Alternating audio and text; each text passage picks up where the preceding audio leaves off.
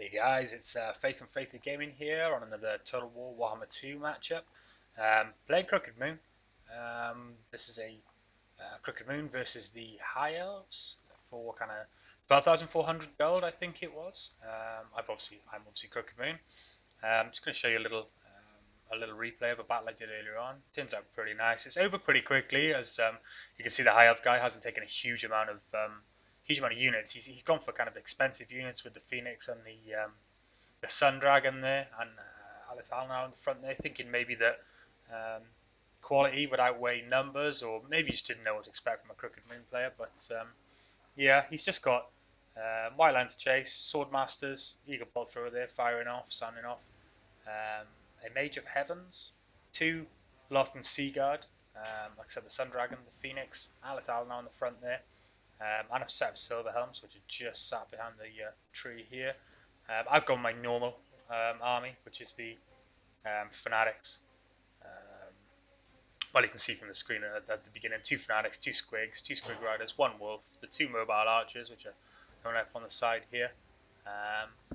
The Giant, the Hammer of Gork, two Big Bosses on Wolves, and a Night Goblin War Boss, or Night Goblin Lord on a big ass pink squig, looking magnificent. Look at him. I get this underway. You can see he's already sounding off with the eagle bolt thrower there. One thing he's going to struggle with straight away. He doesn't have a front line at all in which to hold back during those Lothan Sea Guard.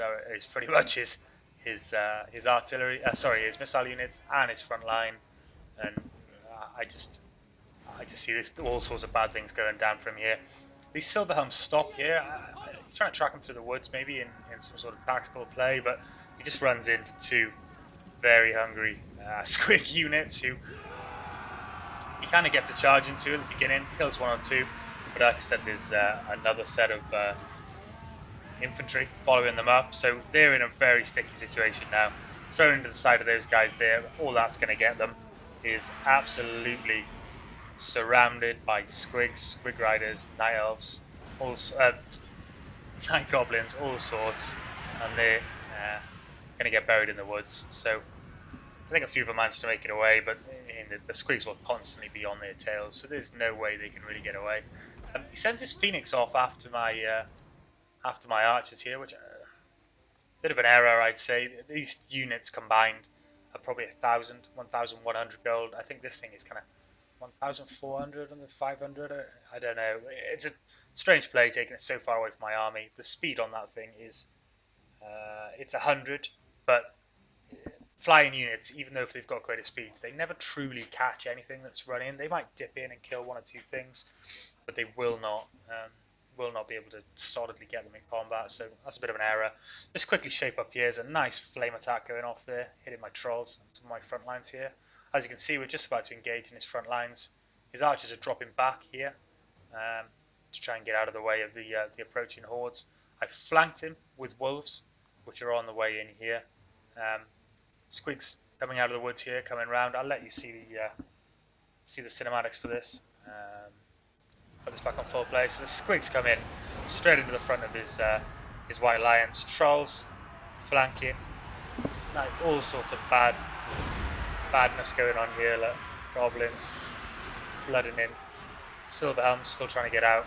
The wolves straight into the archers, the Lothan Sea Guard that he pulled back. Also joined by the Squigs who split up and take it to all of his archers at the same time. Giant's got in here.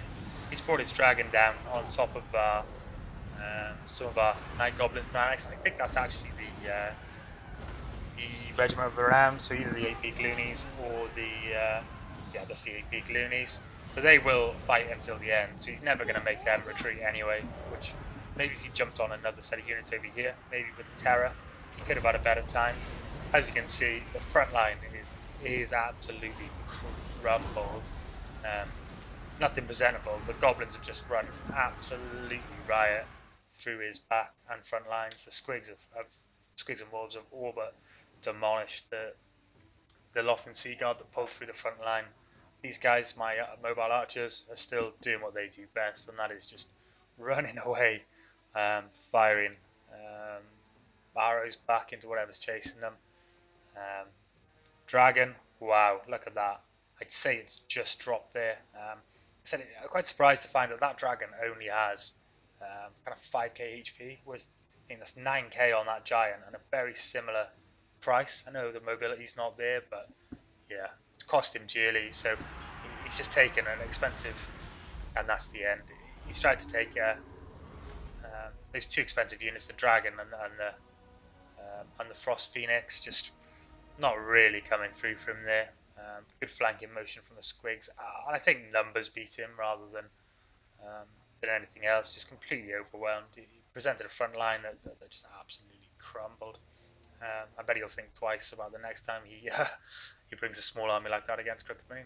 Guys, like I said, that's Faith from Faith to Gaming. I've enjoyed the replay. So it was a short one, but sometimes you do just absolutely rickroll people, so to speak. But still things to be learned from that, and a good kind of tactical base in how to use the goblins. So if guys you like that, like the video, subscribe to the channel, regular uploads, and I'll catch you in the next one. Cheers.